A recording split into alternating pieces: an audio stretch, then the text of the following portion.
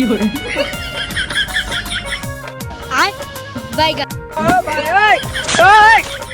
प्रभु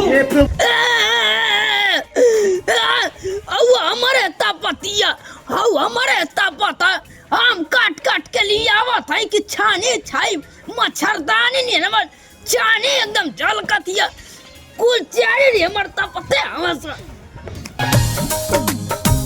अगर ये गोबर है तो हगले के है, अगर हगले के हुआ तो गोबर के है।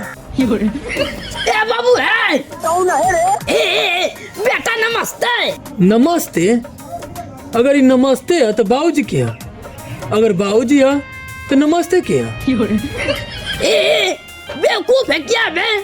तेरा ही तो नाम है नमस्ते, तू क्यों नहीं समझते?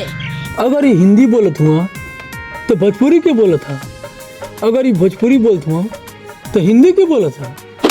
अरे बाप रे बाप एकदम पागल है जन्म गलो माई ताको तो।